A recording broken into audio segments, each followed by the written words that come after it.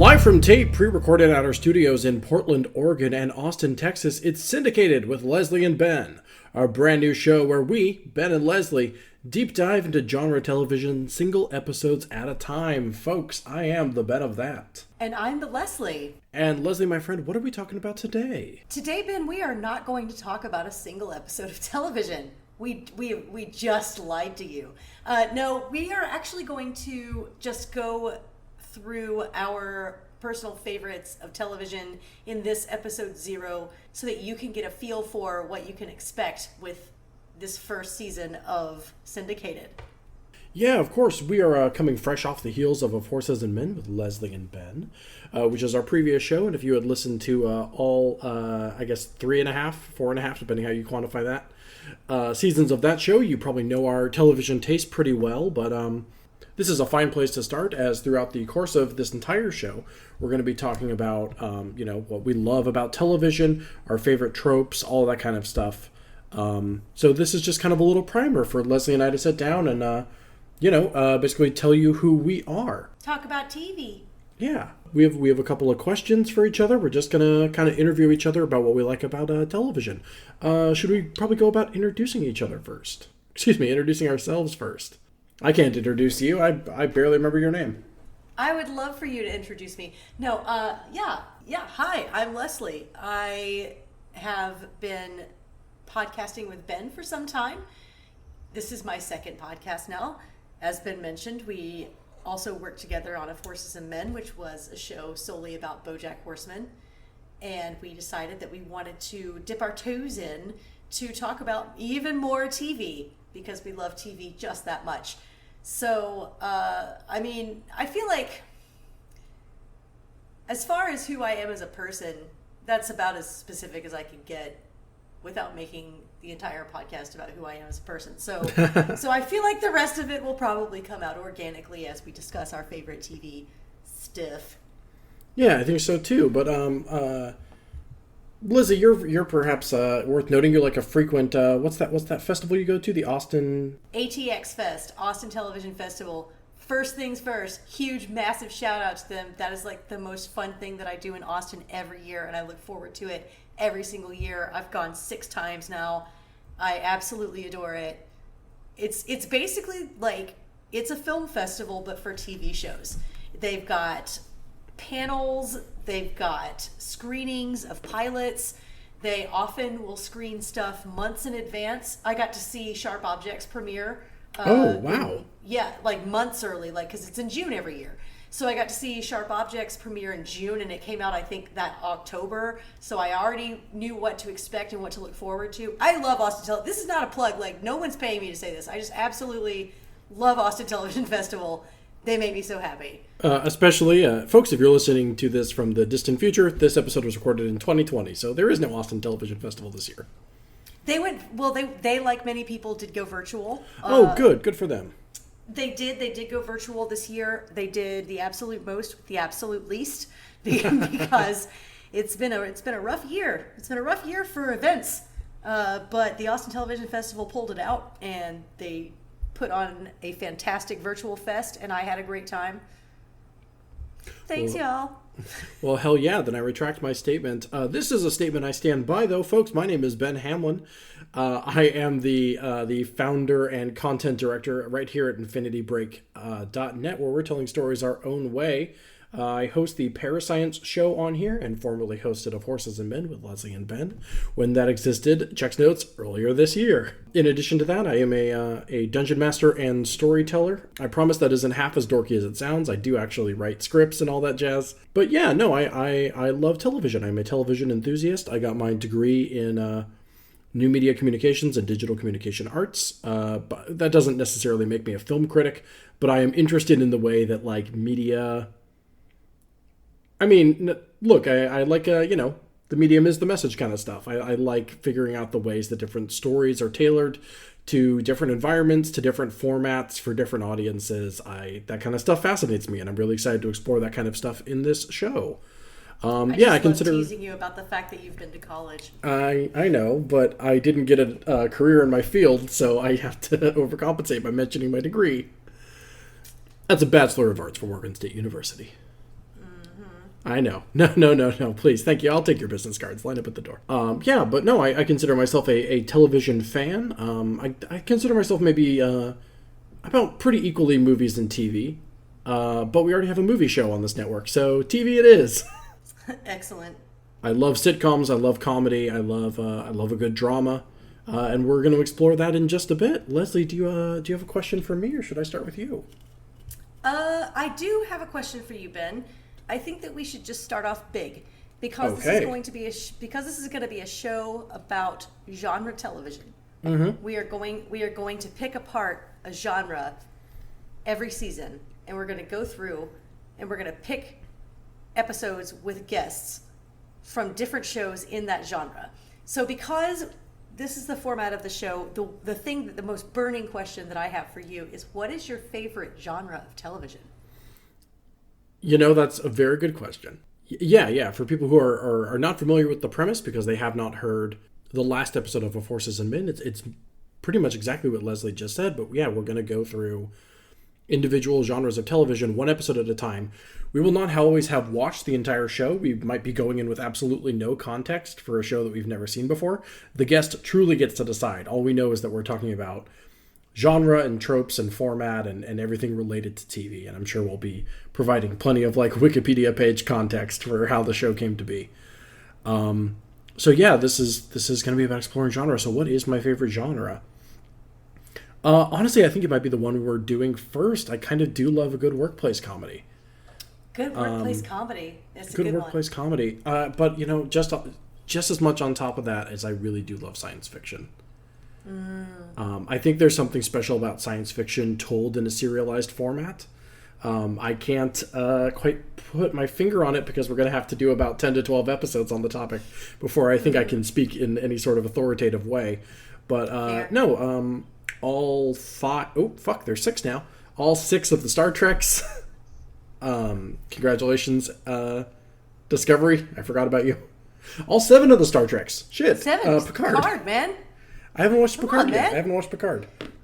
Yeah, we're going to do a podcast about TV shows. You don't even know how many Star Treks there are. I'm just teasing you. Well, Lesley, I actually got the number wrong again because there's 8 now because Lower Decks, that Rick and Morty ass looking animated show. Oh. Does that count? It counts as much as Picard. Oh yeah, I guess you're right. I mean, it all counts, you know what I mean? Either it all counts or none of it does. I guess. Anyway. Look, I am a staunch advocate of the idea that you can pick your own continuity. Sure. Especially because I'm such a comic book enthusiast. If there's a run of comics I don't agree with, it didn't happen.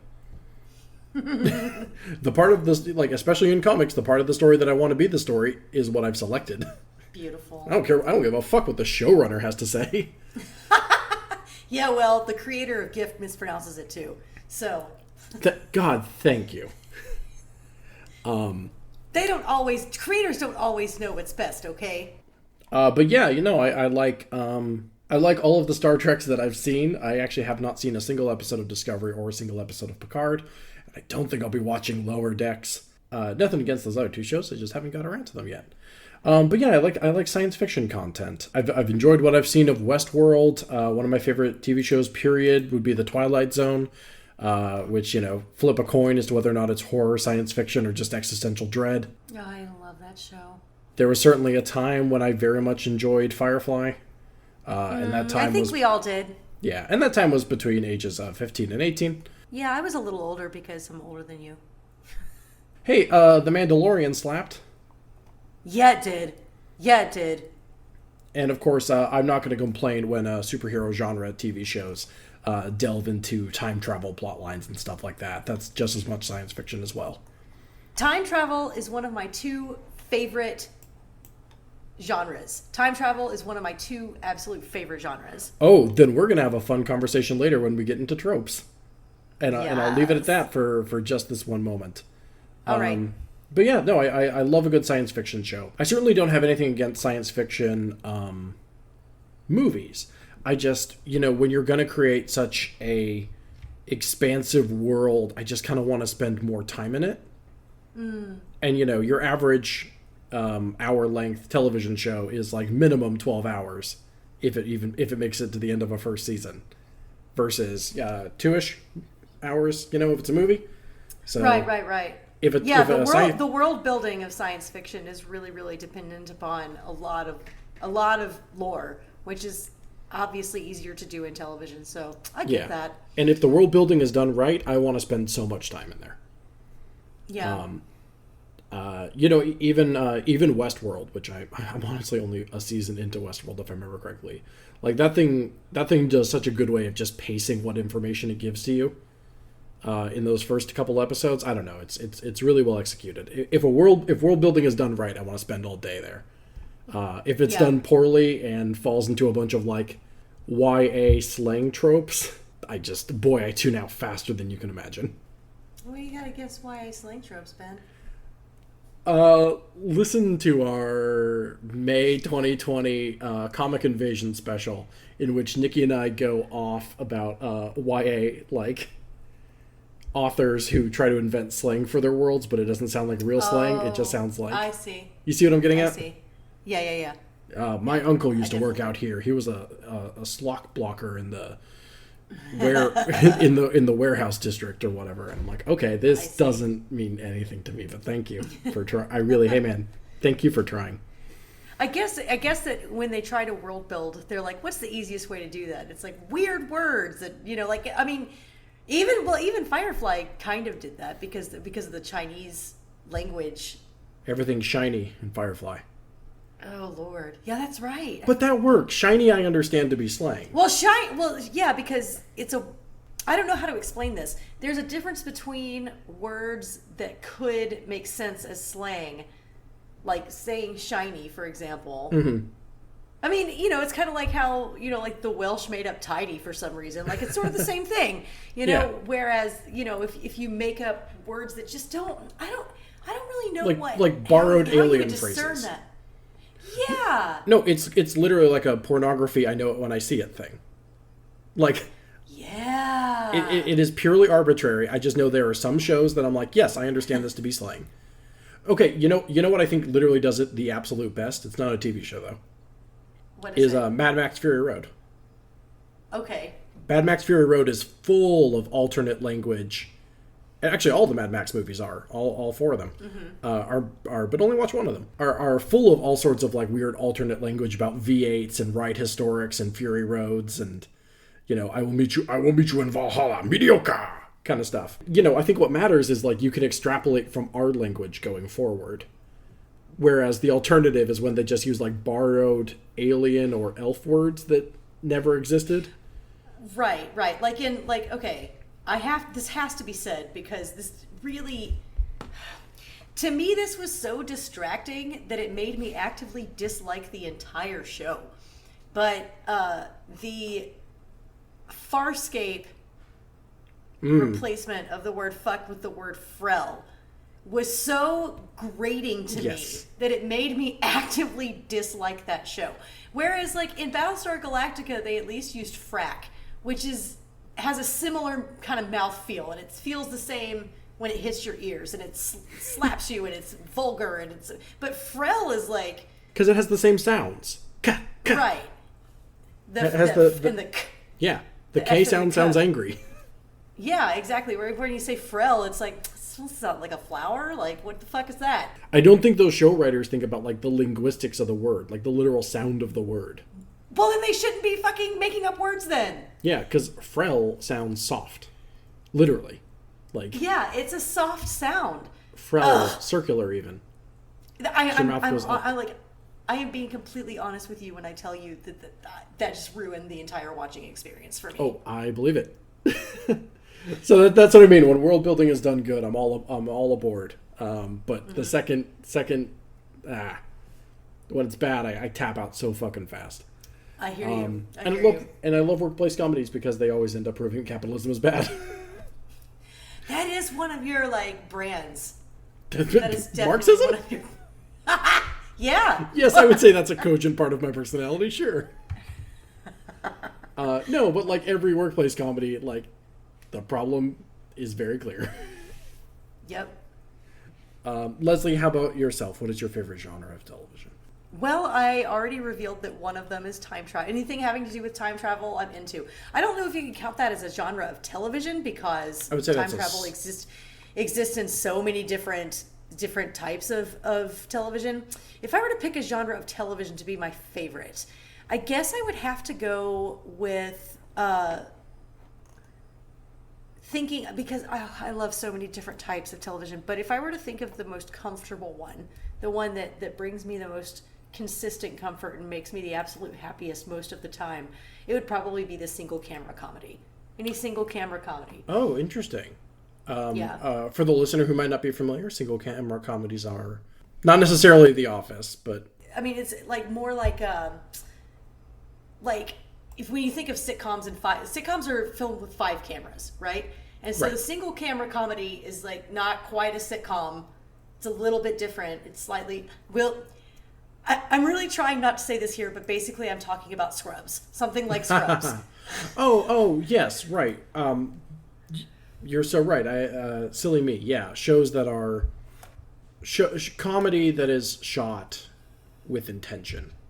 It's Yes. not necessarily like, in a 3-camera sitcom setup, cut to camera 1, cut to camera 2, cut to camera 3. They are Right. filming it like a comedy movie. I mean, there are sitcoms obviously that are single camera, but it just makes the difference between like your live studio audience kind of vibe and you're more, I don't want to say more creative, but yeah, it is a little more creative because there's more that you can do. There's more constraints and but there's also more freedom because of especially because like you can tell when it's a set or not. Exactly. Like I would, maybe they were, but I would never describe Scrubs as being filmed on a set. Maybe, I don't know. Was it filmed in a hospital? I don't think so. It was filmed in a hospital. Yes, it was. It was filmed in a hospital, and the hospital that it was filmed in actually was a teaching hospital and actually was pretty run down. But yeah, it was filmed in a hospital. Damn. And here's what's great. Fun piece of trivia. The whole thing in the first couple of seasons was filmed in a hospital, including scenes that were like in Dr. Cox's apartment. His apartment is like a repurposed hospital room. Oh, damn. Because that's they so just cool. didn't have the sets for it. Yeah, no, that Yeah. makes total sense. Why build Yeah. a soundstage elsewhere? Right. But yes, it was filmed in a hospital. Oh, that's so interesting. I just find a lot of comfort in single camera comedies because I feel like they're slightly more deeply immersive than the 5-camera live studio audience sitcom for the reasons that we said. Like it's a lot easier to go on location or show us a few different things and get me a little more immersed and not take me out of it. There are very, very few shows that have laugh tracks that I can even watch anymore. I don't. Yeah. I just get very distracted by the laugh tracks. I think that the last show that I watched that had a laugh track that I enjoyed was probably How I Met Your Mother. Obviously, I didn't enjoy the finale. That entire last season was absolute fucking garbage. But the 8 seasons preceding it were all wonderful, and after a while, I just kind of tuned it out. Like the laugh track was white noise. And the disappointing thing about laugh tracks for me is I really, really wanted to watch One Day at a Time, the new One Day at a Time. Yeah, but I know what you mean. The laugh track, though, man. I understand. I want to go on the record as saying it's got queer rep. It's got, rep for people of color. It's got, Latino rep. I get it. And I'm sure that the show is absolutely fantastic in so many ways. The laugh track, though, man. The laugh track. Grating. That is why I stopped watching it as well. I know it's good. I know people like it, but like, I'm good. The laugh track, man. No, it can be grating when it's done poorly. I completely understand. There was something about because they don't really do these type of TV shows anymore, but there was something, well, I guess they do, but they're not really marketed to us. They're marketed toward like an older generation, and they're on like weird CBS time slots. But like there is something about the kind of 3-camera sitcom setup that is feels a little hokey in retrospect. Yeah. Oh, I will say though, there was a TV show that I watched recently that was filmed in front of a live audience and did have laughs, and I actually did enjoy that show, and it was sadly canceled after, I think during the first, like it didn't even make it all the way through a season before it was canceled. It's a show called Abby's. It starred Natalie Morales and Neil Flynn, and it was very cute, very fun. It had queer rep, which I loved. The main character was queer, fantastic stuff. Sadly canceled a little bit before its time. But it was one of those that had a laugh track and that had multiple cameras and that had an audience that I did enjoy. I did enjoy that one. So there are exceptions to every rule. Yes, of course. I'm sure. No, I'm sure there are. So Lesley, I've got a question for you. All right, let's hear it. What's one show that people would be surprised you haven't seen? Ooh, that's a good question. There are probably a lot of listeners who don't know who I am, which is obviously fine. But in my normal everyday life, my friends and family are all well aware of the fact that I watch and enjoy a lot of television. So a TV show that people would be surprised that I have never seen. Because I get in these conversations on like Twitter or Discord like all the time where I'm like, oh, I've actually never seen that movie. And people just like, whoa, what do you mean you haven't seen that movie? I'm like, yeah, I've never seen Fifth Element. Yeah, I would have to say people would probably be the most surprised to discover that I have never seen Mad Men. Yeah, actually, that does strike me as something I would have thought you would have seen. Yeah, have not seen it. Because you're a bit of a prestige TV enthusiast, a little bit. Oh my God, that's my second favorite genre. Yeah. Is that a genre or a style? I think we've gotten in this conversation before on OHAM. That's true. Because I consider... you know what? We can get into that as another question. Yeah, that's true. That's true. I mean, this, I guess it's a style because there's prestige television in lots of different genres. But anyway, that is a style that I am extremely enthusiastic about. I remember the first time that I watched The Sopranos. It was still airing when I first watched it. And we could do an entire episode just about The Sopranos and the influence that it had on prestige television. Like, we absolutely could. Every show that you've ever loved would not exist without The Sopranos. Oh, absolutely, That show was groundbreaking, and it changed everything. And I remember when I was watching it thinking to myself, television has changed. This has changed the way that television is being created. And I remember when watching The Sopranos, that's when I fell in love with television. So I am very enthusiastic about that style. So you would think that Mad Men would be a show that I definitely would have watched. I would think that. And yet, I have not gotten around to it. I would absolutely love to know, what is a television show that people would be surprised that you've not seen? I pulled up this list of other science fiction shows.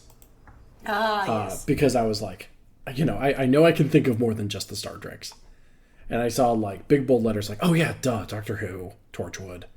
I can't believe I forgot to mention those. And then it occurred to me like, oh, obviously, yeah, there's like even a couple of animes. I'm not a huge anime guy, but I've seen Cowboy Bebop. Those kind of shows. Have you ever seen One Punch Man?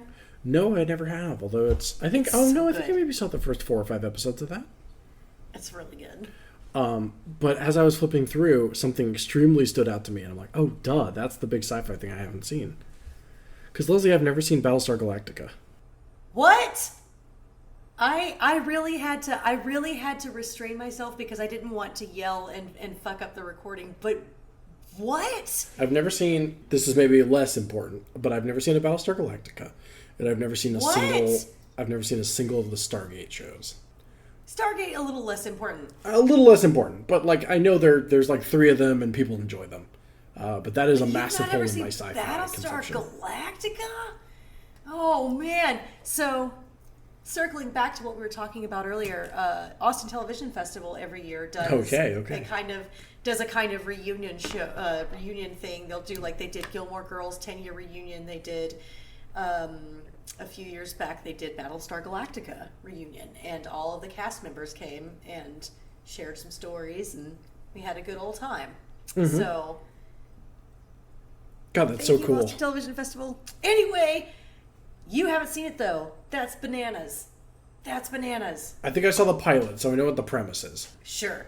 One thing I have to say about Battlestar Galactica. Sure. In the panel that they did, when they were doing the panel, they were talking about the promo, because there was, there was the promo that came before every episode. It was like, the Cylons and blah, and they have a plan, and no one actually knew what that meant, including most of the cast, because they're like, we don't fucking have a plan. They're like, where did that even come from? Because they don't really have a plan. That's not part of anything. The they have a plan tagline is like, purely that marketing? makes zero sense. Yeah, it doesn't, because it doesn't make any sense. Like, you watch the whole show and you're like, the fuck was their plan? Like, what was that supposed to be about? So that was apparently like a really fun running joke amongst the cast and creators. It was like, oh, they have a plan. They got a plan, because they didn't have a plan. They didn't have a plan. But yeah, I think I saw the pilot of that, and we can kind of get into this in just a moment, maybe. Okay. But it did that prestige TV thing where like the first episode is like 90 minutes. Ah, yes. And yes. at the time, I did not have the attention span for that when I was like 18 and it appeared on Netflix. Now, maybe. I probably could do it. I mean, because I watch plenty of shows that have 90-minute pilots. But at the time, I know I tried to watch it with my family, maybe like age 18 or 19 or whatever. And I just I was just like, when do we stop this? I want off the ride. When does this wrap up? When is this wrap? I don't know. Here's the thing is I don't really know if I like the modern trend of like 90-minute pilots. 90-minute pilots feel long to me. 60-minute pilots. That's what they're supposed to be. Yeah, I guess because there's like 44-minute shows with like commercials. I have honestly forgotten about commercials because I haven't watched live television or any type of television that involves commercials in a very, very long time. So, yeah. Because if they're 90 minutes, then that's like, they'll do like a 2-hour premiere, and you get 90 minutes of that is television and 30 minutes of that is commercials. Advertising. Of course, yeah. So I mean, I think I'm okay with it. I think that the difference is that if it's not broken up by advertisements, then you don't really, I guess, get a break. Right. I get and I don't mean a break like you actually get up out of your seat or whatever, but I guess there is like a television mentality of, oh well, it's been a few minutes now, we're gonna turn that off for a minute in our brains. And no, you have to engage with the content and the material the entire time, the entire 90 minutes. Yeah, for real. Yeah, and it's not literally 90 minutes. Right. Like it's not literally that irks me. It's just that in the streaming age, if it were a 90-minute movie, I'd be okay because I know the story will end at the end of the movie. But when it's like a 90-minute intro paragraph, you know what I'm saying? Let me tell you something, Ben. But do you know what I mean? That because there's no conclusion. Yeah. It's just like, here's an open, especially when it's like 90 minutes long, it's like, here's an open thread, here's an open thread, here's an open thread. And I'm like, yeah, but I'd like to see can I have a little resolution? Resolution for my 90 minutes of time. That's why I couldn't get into The Witcher. I just couldn't do it. I feel you. I enjoyed it, but I feel you. You know what's crazy? I think, though, actually, I think that high fantasy television shows, for the most part, I don't think they're for me. I just don't think that they're for me. We'll get into Game of Thrones. I do want to know. I do have one more question for you. What was your biggest television disappointment? Oh, boy. Here's the thing, is I feel that it is I've probably washed it out of my brain. Oh, boy. I say this with comics a lot, where, like, I'll tell you which comics are the bad comics. They're the ones I didn't finish reading. Ah. So, if I sense that something is going downhill, I kind of just jump ship. You know what I mean? Okay. I'm trying to think what I was, like, palatably disappointed by. Okay. Post-Tenet Doctor Who. I completely agree with you. Okay, thank you. Actually, I will partially modify that. I liked season 5, the first Matt Smith season. No, I hated it. Oh, I hated it. After that, I think... Why in the fuck was it the Amy Pond show? I wasn't there for the fucking Amy Pond show. She had an intro at the beginning of the show every time. Into my Raggedy Man, blah, blah. Bitch, nobody cares. You're the companion. I'm here to watch the doctor. Anyway, I agree with you. Thank you. I don't know. I liked select episodes of season 5. I liked the one where they have to... the Angel episode of season 5. Fuck that episode. I hate that episode. You want to know why I hate that episode? I think it's a cool setting. You want to know why I hate that fucking episode? Here's why I hate that fucking episode. Because Russell T. Davies, well, actually, no, take that back. Scratch that. Stephen Moffat did create the Weeping Angels to begin with. Stephen Moffat did a fantastic job creating the Weeping Angels in that one episode, Blink, one of the best episodes of New Who, period. One of the best episodes of sci-fi television, I'll argue. Period. In fucking credible episode. The whole reason they were scary is because you couldn't see what the fuck they were doing. The whole reason they were scary is because you didn't know, like they would move when you couldn't see them.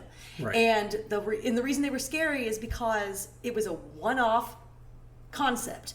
They should have never been brought back. They should have never been elaborated upon. They should have never. That's a well that did not need to be revisited, and they just got less scary and more ridiculous. And I am so fucking angry that the Weeping Angels, the baddest motherfuckers, got denigrated to spooks and woohoos. I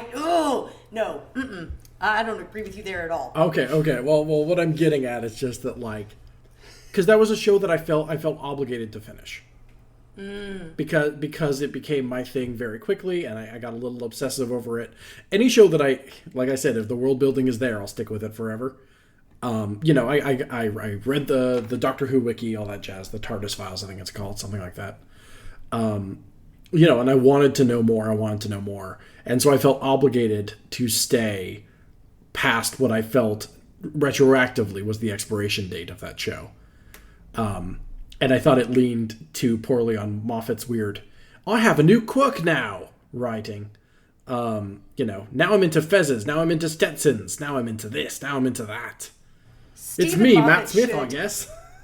Should never, ever be trusted to be a showrunner, period. Yeah. Stephen Moffat is fantastic for maybe 2 episodes at a time. That's the most you could give him of a show. He's fantastic at those, but as soon as you give him a whole show, he just shits all over it. So here's the thing.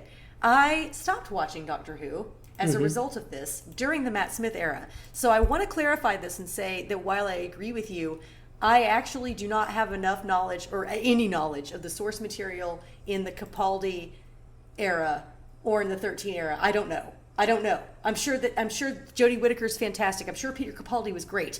I never watched them because I gave up. So that's my disclaimer on that. Yeah, but that's how we met. I was talking about the Foster era. I know. But like that's all I mean. It's just like I'm only disappointed because I gave a shit. Yeah. Like that's the only way to disappoint me, because like if I sense something else is going bad, I just abandon ship. But I was so invested that I was like, well, maybe it'll turn back around. And then no, it didn't. It didn't. I think seasons 5, 6, and 7 was just a bunch of weird half movies. I don't know. I think there were a lot of cool premises. I think there were some cool visuals. I do not think there were good episodes of television in there. Gotcha. I think the Silence looked awesome. They looked badass, yeah. Yeah, but then there was so much stuff like, it just got too up its own ass. Hard agreed. And I think Doctor Who benefits when it is more serialized and less. Well, we can get into it someday, I'm sure. Lesley, have you been ever disappointed by a television program?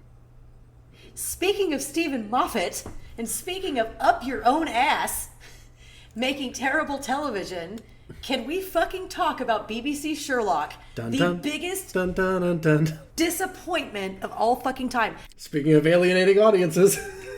I say that as somebody who watched all of How I Met Your Mother and still finds Sherlock to be an even bigger disappointment than How I Met Your Mother, which was also garbage. BBC Sherlock, here's the problem with BBC Sherlock. Here's what happened.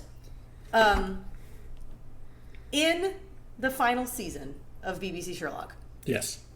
a character was introduced that was basically retconned into the series. Retconned into the entire series, and allegedly had been referred to throughout the series, even though the creators, Moffat and Mark Gatiss, admitted several times in several interviews that they didn't come up with this character until the end of season 3. So now you are making me Right. go back and watch season 1, season 2, and you're making me pretend that this character existed when she was not even a fucking fart in your panties when you wrote this shit. That is so intellectually dishonest. I hate it. I absolutely hate it. That is a thing I genuinely, in addition to bad slang or whatever, is botched retroactive plot lines. Ooh, so bad. Because so see bad. also Doctor Who. Yeah, well, basically they wrote themselves into a fucking corner and they couldn't get out, and so they created this batshit insane scenario with a secret sister. First of all, it didn't make any sense. It just made zero sense. The finale was so tonally different from the entire rest of the whole series that it just felt like it didn't belong at all. It asked us to believe in this character that they didn't even they were not thinking of her when they wrote most of that show. But now I have to fucking think about her every time I watch those seasons. No. Yeah. So botched retroactive storylines. Bullshit. Lesley, would you like to move on to a more positive note? I would love to. So, in the end of our Of Horses and Men finale, we each talked about what one of our favorite shows period was. Mm-hmm. So I'm kind of basically going to ask the same question, but like, what's another one of your favorite shows? Just for some original content's sake. What's another one of your favorite shows, and why do you like it so much? One of my favorite shows. I said Scrubs on OHAM, right? I believe I you did did. say that. I believe I did. I probably let's say I did, because I probably did, because I will talk about Scrubs all day every day. For the listener, recorded 4 days ago. Oh yeah. So let me think. Oh man, I have to say, Gravity Falls is probably up there. It's probably That was my so prepared up there answer. right now. Are you serious? No. Or yes. Sorry, I'm very serious. That was my prepared answer. I'm like, oh man, I should talk about Gravity Falls. Okay, well, then let's talk about Gravity Falls. So what I wanted to say, the reason I want to say that it's up there is probably one of my favorite television shows is because, honestly, I watched Gravity Falls for the very first time ever back in December of 2019. I finally watched Gravity Falls. Oh, you fell in love with Seuss, didn't you? I did fall in love. Who doesn't fall in love with Seuss? So I watched Gravity Falls in December of 2019. Since then, it is July of 2020. I have watched the entire series all the way through 3 times, and I am currently on my 4th rewatch. My God, what a flawless show! What a flawless television show! It has so many incredible things. It's got serialized storylines, which not many animated shows do. No, it sure doesn't. Especially not quote unquote children's animated shows, which this technically is not, but it is a wholesome, family friendly show. So typically they're not as serialized. It's got a serialized storyline. It's told tightly in 40 episodes in 2 seasons. The story is absolutely concise. The world building is incredible. The mysteries are out of this world. If the world building is good, I will stay there forever. And it ended on Alex Hirsch's terms. You know, it was exactly the story that he wanted to tell and exactly the number of episodes he wanted to tell it in. It's perfect. It's perfect television. It's perfect. No, I completely agree. I was going to say more or less the exact same thing. Because I have a question for you next about tropes and whatnot. And I will play one of my cards early and say that one of my favorite tropes is... I don't know how best to summarize this other than there's a bigger picture here. Which is where a show more subtly hints at a larger plot line, not like, at the end of an episode you receive a letter like, hey, it's me, your dead dad. Right. Or something like that, but it's just there's kind of an atmospheric build up to your understanding that something bigger is happening. Yeah. And I think Gravity Falls started a trend with those kind of younger audience shows because I know, and I've never watched She-Ra, but I know She-Ra does that. I've never watched, or I never finished Steven Universe, but I know as fuck Steven Universe does that. Yeah, She-Ra, I've watched the first season and a little bit of the second season of so far, and yeah, definitely, it definitely Yes. does that for sure. I think that's true. I mean, I know, a story from, excuse me, and I know a story that predates Gravity Falls. I know Adventure Time does that as well. That I think it started that kind of, but I think those two at least kind of solidified that trend of like, I don't know, engaging kids to care about long-term narrative. Okay, that Because makes sense. I don't know if you think about like the previous generation of like youth-oriented animated shows, like they are very serialized, and there is no overarching story, and it is just these same 5 characters. And maybe there's like a 2-parter if it's like one of the superhero 90s animated shows or something. Yeah. But I think I don't know. I think that it's like at a pivot point in the way that kind of audience's stories are told. Yeah. Gravity Falls slaps. Good theme song. Also weird to see an Eldritch kids cartoon. Yeah, definitely. Dark stuff and weirdly dark stuff in that show. So dark. Well, oh man, I will never, ever forget watching the first episode for the first time, and then of course at the very end when Grunkle Stan puts in the secret code and the vending machine swings open and there's a secret staircase back. I was like, oh shit, this is gonna be awesome. I guess there being a secret lab is kind of an end of episode illusion. But like there's so many other details woven throughout the show that turn out to be interconnected in a fun way. Absolutely. So let's see. Absolutely. You've said that, so I should probably think of a different show. Or should we just move on to the next question? We should just move on, I think. Because, I mean, like, you don't have to, listen, if both of our answers Gravity Falls, that should just be an indicator of how fucking good that show is. How fucking good that show is. It's so good. I will say that I have not watched it since the finale. I have watched it 3 times in the last 6 months. So. Yeah. No, I don't know. I have a thing where unless I'm like dying to rewatch it, I have a thing where like once I've experienced the story, I've experienced it, and that includes kind of like bottling my reaction to it at the same time, as all one cohesive unit. You know what I mean? Okay. See, I'm a huge rewatcher. Yeah. I'm a huge rewatcher. My comfort shows, the ones that I really, really enjoy, I will wear them out. Yeah. Well, I don't know. That way I mentally compartmentalize video games, especially because replaying a video game is like a 30-hour commitment sometimes. Yeah. But like that way I can kind of compartmentalize like, oh yeah, I remember watching this show senior year of high school with my dad. Mm-hmm. Or I remember playing this game during my family road trip to California. You know what I mean? That way I remember being mega depressed when I watched this show.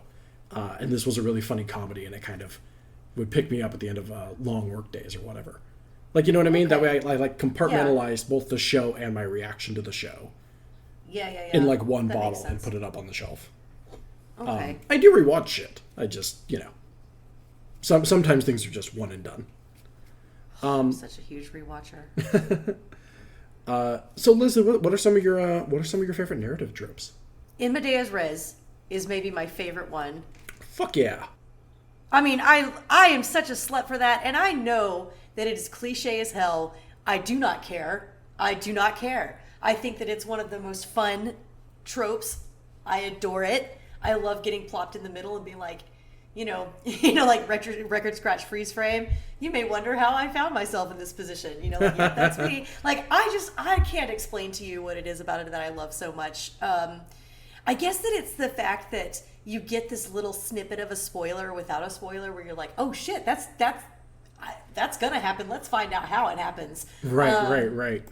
Like, that's definitely, I would say if I had to pick an absolute favorite, that one is my favorite. Love it. Always a slut for it. Speaking of which, Gravity Falls begins with that. Yes, I believe it. Yeah, it sure does. The first episode begins with that. It begins with Dipper and Mabel running from the mecha gnome, the big gnome of gnomes. The gnome of gnomes, of course. And it's like, record scratch freeze frame. Hi, and he literally is like, I'm Dipper. That's my sister Mabel. You may be wondering how, blah, blah. It literally perfect. Yeah. Why, yes, Dipper, I was wondering that. Mind you, spin me a yarn. Tell me all about this. I'm such a fan. I love it. What about you? One of my favorite, I guess we're both kind of talking about time a little bit. I love nonlinear storytelling. I do too. I do too. I think, let's see, well, I should probably focus on TV, but I think one of the best movie examples of that for me is Batman Begins. Okay. That movie showcases him training in the Himalayas,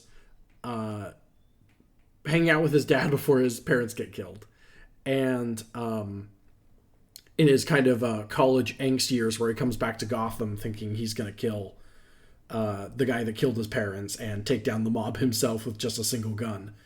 As right. Those are all interwoven as like concurrent events that are cut in between. And then once he like finally takes on the Batman mask, it is just the Batman story from like the halfway mark of that movie onwards. Okay.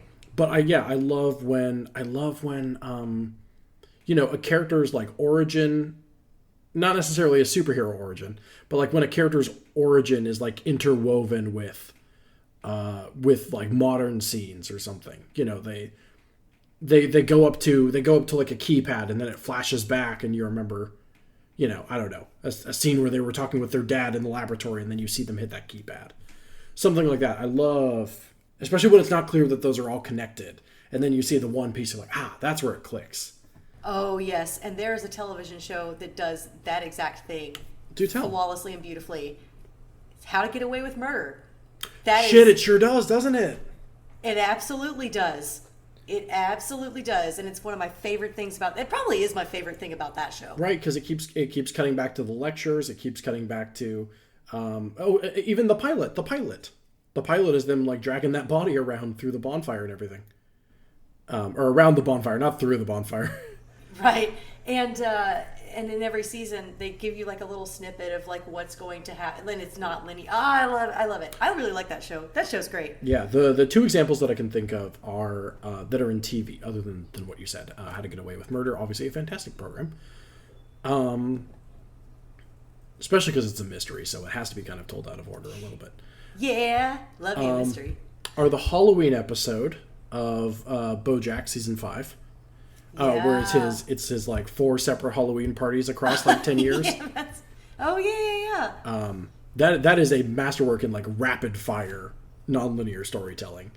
Absolutely. Where it's super not clear what order those events happen in sometimes, and you can see how one joke feeds into another joke. Like, anyway, I need to rewatch just that episode. But I've also been rewatching recently The Haunting of Hill House. Yeah, that's right. You have been watching that. I have been watching that. Which basically, The Haunting of Hill House has basically this family moving into a old ass haunted mansion. The mom and dad are kind of like restoration people.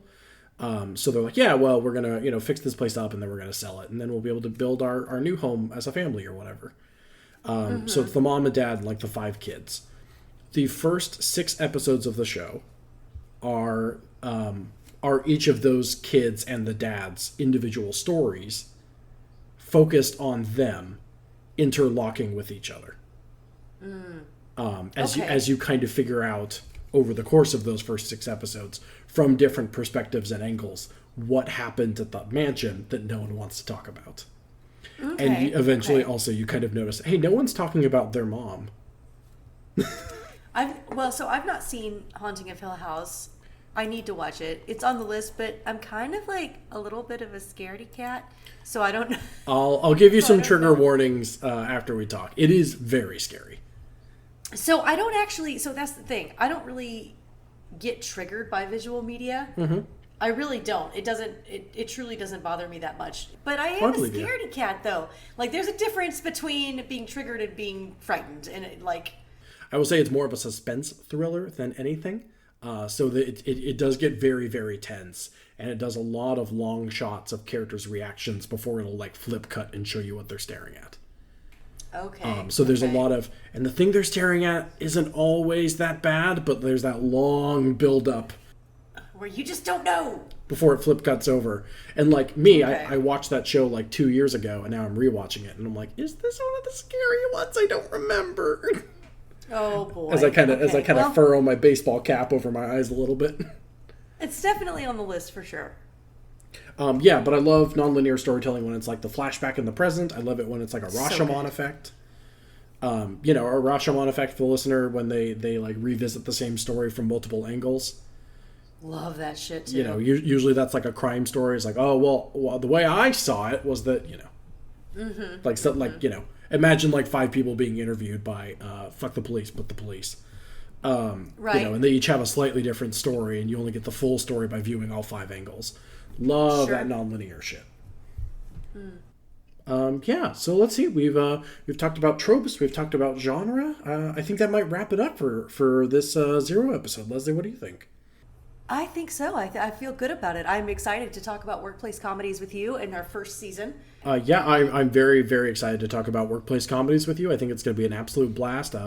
We're working on lining up some guests for that show, which, of course, this is recorded like, I think 3 months in the past. So, we will have lined up those guests.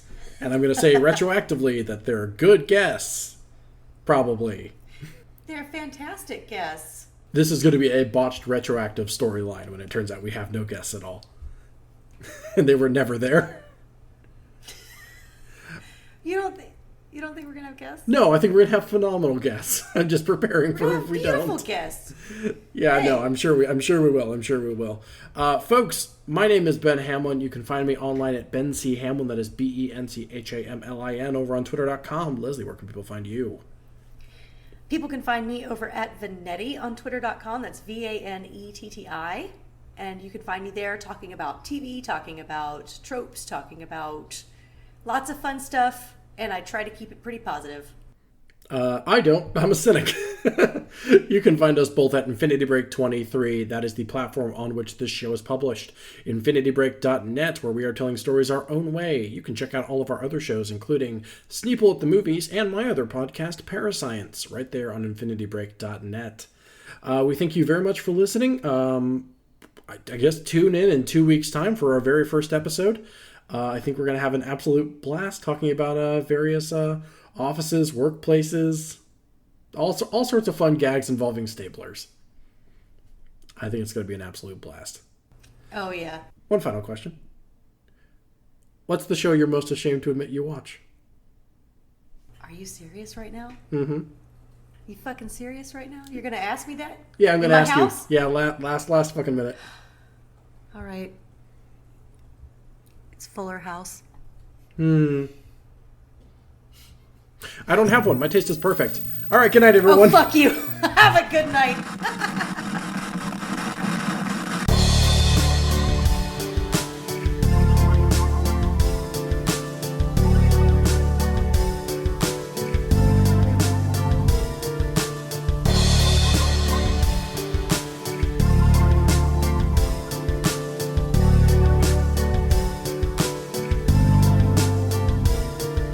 The show you've just listened to was Syndicated with Lesley and Ben, featuring Ben Hamlin and Lesley Yates. Our theme song is by Mandra Sigma, and our logo is by the incredible Terra Bosart. Ben Hamlin edited the show. You can check out all of our other work at InfinityBreak.net.